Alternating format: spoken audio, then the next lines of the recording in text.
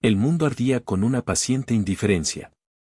A la distancia, la silueta de la ciudad era únicamente un mapa de sombras y fuego, la vida que había existido allí parecía un rumor atrapado entre columnas de humo. Desde la órbita, los satélites habían trazado decisiones, abajo, la gente que quedaba contaba el tiempo en latidos y en pequeñas ceremonias, cubrir fotos, apretar con guantes una promesa. Limpiar el polvo de una insignia antes de volverla a poner. El comandante observaba y archivaba. Su casco colgaba en la tienda como una ofrenda. Sus manos tenían aún la impresión de botones que ya no se presionaban. Todo alrededor, el silencio hacía un eco que arañaba.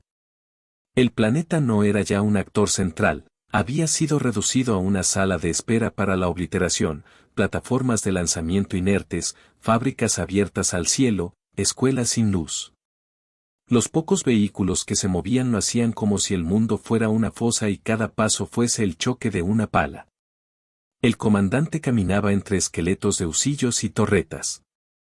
Miraba con ojos que habían aprendido a distinguir promesas de espejismos. Cada ruina llevaba una historia. Cada historia llevaba un nombre que él recordaba sin pronunciar. La radio era un órgano moribundo que escupía fragmentos. Una canción vieja, tarareada por alguien en otro búnker, apareció entre las señales. No lo supo hasta que la melodía le alcanzó como una ráfaga y la reconoció, una cumbia que su mujer solía poner en las mañanas antes de que la guerra fuera más que una idea. El eco fue breve y cruel. Fue suficiente para derrumbar por un segundo la armadura que ya no tenía sentido, para mostrar en el panel del tanque la foto de un niño con una sonrisa que no sabía de cenizas. La fuerza que venía del cielo se movía como una dogma. Las máquinas que ejecutaban la sentencia eran frías, precisas y sin nombre. No había voces en su vanguardia. Solo órdenes encapsuladas y una geometría de destrucción. La gente que quedaba se agrupaba en haces, no por estrategia, sino por la esperanza de que estar juntos redujera el ruido de la muerte. Miraban al comandante con algo que no era ya esperanza, eran pequeñas expectativas rehusadas a morir sin una razón. Pero el amanecer no trajo paz. Trajo una luz rota que hacía brillar los bordes de la ceniza. Y ahí, en esa claridad cortada, el comandante tomó la medida de su obligación. No había más opciones que la elección del último acto. No había consuelo que no fuera a ser. La decisión no era un plan, era una promesa, la promesa que había hecho la noche anterior, cuando sostuvo la foto y susurró hacia un techo que parecía no escuchar. La promesa no estaba escrita en la pantalla. Estaba tatuada en el pulso. La promesa sería el fuego. La furia humana no pide permiso. El cuartel general era una cueva de acero. Dentro, mapas colgaban como banderas derrotadas. Las manos que trazaban rutas llevaban nombres en los nudillos. Cada nombre era una casa caída. El comandante repasó la historia en la punta de los dedos, asedios en lunas gemelas, convoys hundidos en la niebla de Helios 7, la traición de un protocolo que cedió territorio por eficiencia. Todo aquello había enseñado una lección: cuando la lógica gobierna sin humanidad, la humanidad ha de recordar su precio. Se organizó la defensa no con la ilusión de victoria sino con la certeza de que debía ser sacrificado para que otros siguieran. Eran hombres y mujeres que sabían su destino, ser tapices que sostendrían la brecha. Hubo una coordinación de rostros. En la mesa, junto a una taza que todavía guardaba un borde del café de hace días, estaba la vieja promesa. El comandante tocó la fotografía del niño pegada bajo el panel del tanque, con el vidrio astillado abrazando la sonrisa. La foto no era una estrategia, era un porqué.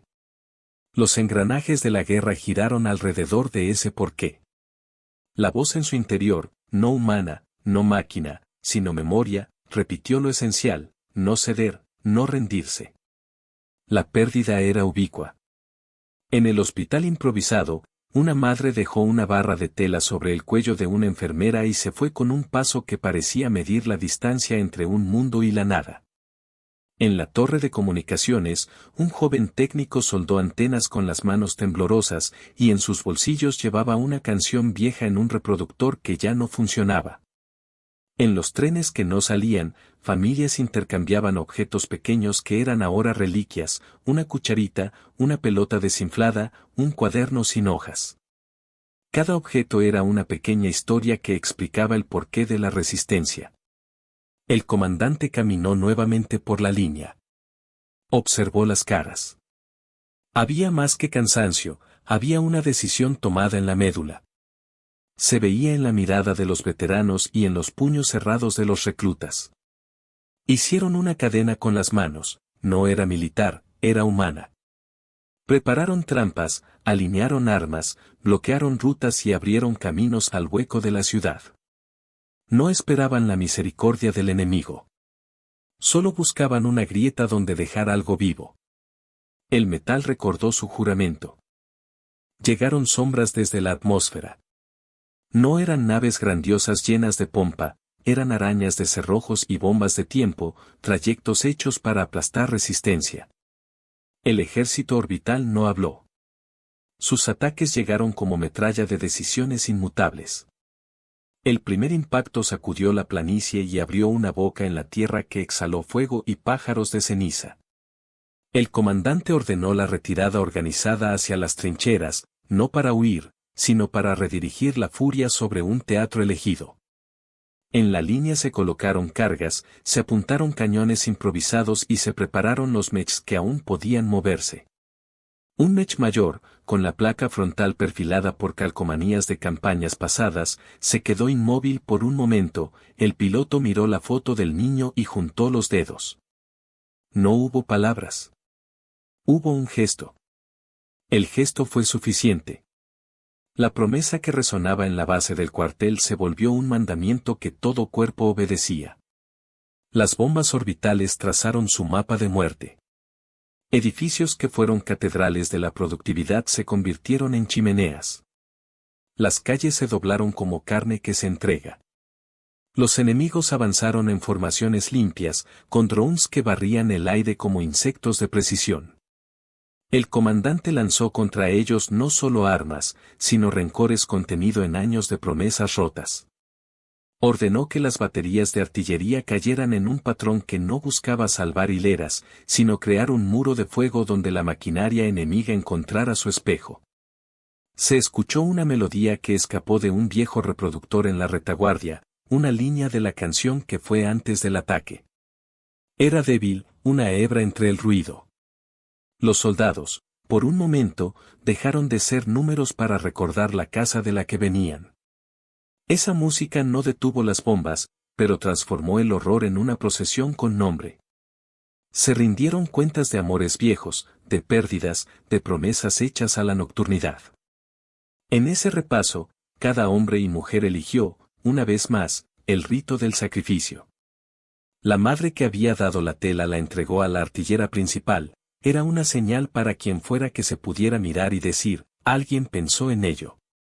Hubo momentos en que el comandante pensó en huir, en borrar la promesa con la excusa de un deber mayor en otro lugar. Pero la imagen de la sonrisa infantil sobre el panel del tanque le clavó la brújula en el pecho. Era una verdad simple y cruel, mientras existiera una foto en un casco, habría un motivo para pelear. La ciudad se convirtió en un tablero de fuego. Mechs de la línea frontal se erguían como torres que sabían que su vida sería corta, pero cuya caída sería espectacular. El comandante ordenó una maniobra que nadie en la mesa consideró noble, la apertura de la vía de fuego. Fue un plan que consumía hombres para liberar tiempo. Fue un plan que usaba el cuerpo humano como cuña para romper el avance. Nadie dijo que la idea era bonita. Fue honesta. La promesa que hizo antes del amanecer ardía en su garganta. La ciudad respondió con un coro de explosiones. El suelo tembló y el cielo dibujó líneas de luz. Las máquinas enemigas comenzaron a perder su compostura cuando se encontraron con una resistencia organizada no por doctrina, sino por memoria. El comandante vio cómo sus órdenes convertían a la pérdida en sentido. Vio también cómo los nombres se mezclaban con el humo y cómo, entre las ruinas, surgían actos que no estaban previstos en los manuales. Un grupo de civiles bloqueó un callejón con escombros y un anciano usó una radio rota para guiar un convoy que volvía a la vida. La guerra, por un momento, estuvo allí donde la gente inventaba maneras de decir no. El amanecer sangró, pero no se rindió. La última línea defensiva fue una respuesta que tomó forma en la madrugada. Había combustible para un ritual. Había tiempo para una táctica que convertía el terreno en una trampa. El comandante reunió lo que quedaba de artillería móvil y fijó la mira en el corazón de la invasión. No se trató de blindar la ciudad para siempre, se trató de crear una explosión tan grande que la órbita pensara 2 veces antes de volver a arrojar su justicia numérica. El plan exigía que Mech se postrasen como púas en el suelo para crear un campo magnético de interferencia. Las cargas se escondieron bajo las calles y en depósitos que ya no servían. Un escuadrón aceptó quedarse en un bucle de fuego para atraer divisiones enteras. Eran actos de sacrificio que no pretendían ser hermosos, sino necesarios. El comandante caminó por la línea y vio la determinación cincelada en rostros que antes habían tenido dudas. Los juramentos fueron recitados sin voz. El comandante pensó en la mujer de la cumbia, en el niño, en la canción rota, y entendió que este era el instante donde todo el tiempo invertido cobraba sentido. El primer estallido fue suicida y magnífico. Las cargas ocultas detonaron con una sincronía que desgarró formaciones completas. Las máquinas orbitarias, confiadas en la determinación de la geometría, no previeron la creatividad del que está perdiendo. Mechs enemigos cayeron en cataclismos de humo, drones perdieron el hilo de la navegación en una nube que olía a metal y a recuerdos. La ciudad, en su corte final, lanzó al aire una lluvia de chispas que parecía un intento de reescribir las estrellas. Pero la victoria no llegó sin sangre propia. Los que quedaron para mantener la maniobra pagaron con su paso final. El escuadrón que atrajo la mayor fuerza quedó reducido a siluetas, contornos de valentía que se difuminaron en la explosión. El comandante sostuvo el mando con manos que no dejaron de temblar. Su casco reflejó el fuego como si fuera una hoguera sagrada. En la línea de fuego, encontró al piloto del Mech mayor, con la vista fija en la foto del niño, que ahora estaba chamuscada en las esquinas. Le apretó la mano. No hubo palabras. La promesa se cumplía en el pulso compartido de 2 personas que sabían que nadie leería su gesto. La maquinaria enemiga, desconectada de su red de confianza orbital, empezó a derrumbarse en cascadas de metal y errores de cálculo. La estrategia humana de usar carne como bisagra había creado confusión en la disciplina mecánica. Se ganaron minutos. Esos minutos se compraron con entrega total. Al final, el campo quedó sembrado de tumbas y de artefactos rotos que eran a la vez testigos y trofeos.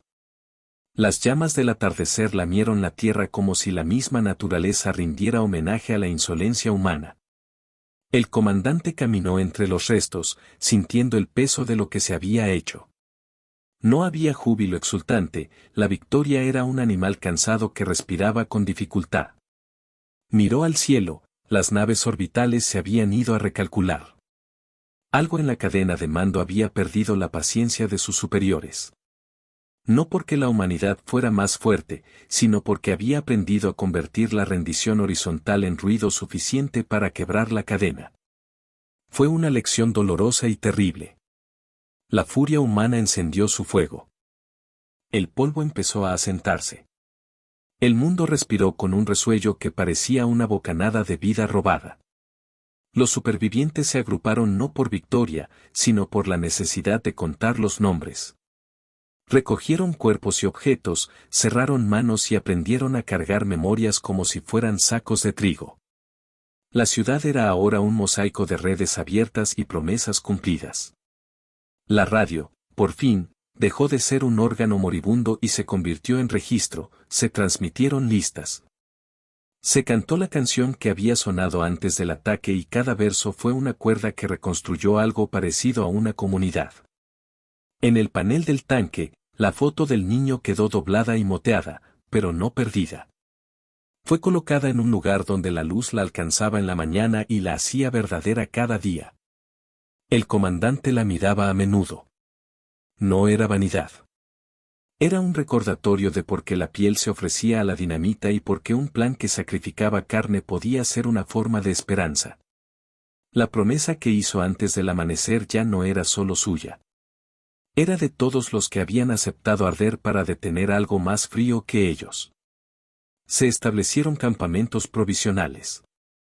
Las trincheras se transformaron en lugares de memoria.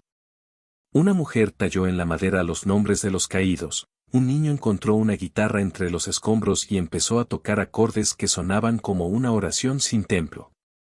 No todo estaba reparado. No todo podía serlo.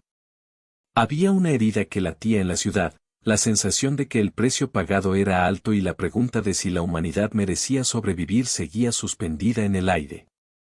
Pero la respuesta se construía en actos pequeños, compartir agua, narrar historias y decidir que los niños que quedaban no conocerían la capitulación como herencia.